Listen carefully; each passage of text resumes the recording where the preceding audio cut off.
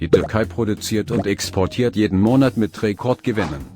Das führte erneut zu einem BIP-Wachstum von 7,6% im zweiten Quartal 2022, was die Wirtschaftsleute weltweit zum Erstaunen brachte. Wie kann die Türkei bei einer Inflation von rund 80% dennoch wachsen und dabei auch noch die Schulden tief halten?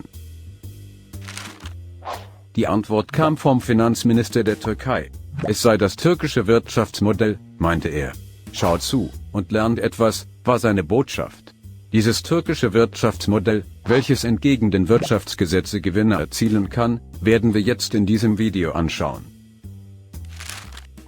Der heutige Präsident war Wirtschaftswissenschaftler, bevor er zum Staatsoberhaupt gewählt wurde.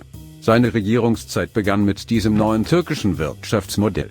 Das Ziel der Regierung war schon damals, die Bevölkerung reicher zu machen. Das ist ihr in den letzten 20 Jahren auch wirklich gelungen. Aber wie konnte die Bevölkerung in der Türkei reicher werden? Dazu musste der Konsumkreislauf aktiviert werden. Im ersten Schritt wurden die Löhne höher angesetzt als die bestehende Inflation. So stieg die Nachfrage auf Produkte und Dienstleistungen. Denn Türken wissen von früher, was bei Inflation zu tun ist. Das führte zum Konsum, was wiederum die Produzenten zum Investieren anregte. Die Produzenten mussten investieren, weil sie nicht mehr genug produzieren konnten. Dazu senkte die Zentralbank den Leitzins.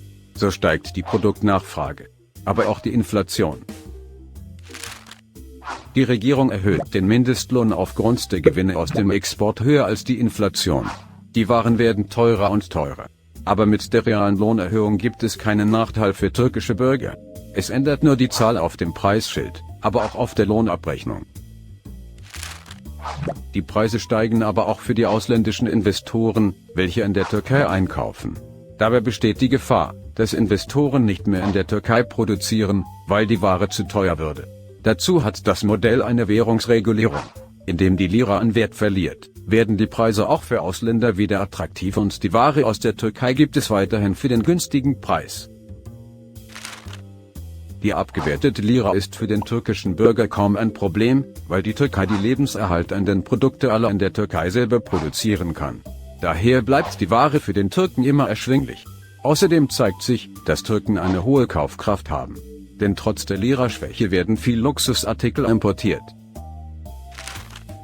Im türkischen Wirtschaftsmodell wird der Kreislauf der Lohnpreisspirale im positiven Sinn genutzt, damit Türken jedes Jahr mehr Geld in der Tasche haben. Dieses Modell führt zum Ziel, sobald Exporte die Importe übersteigen,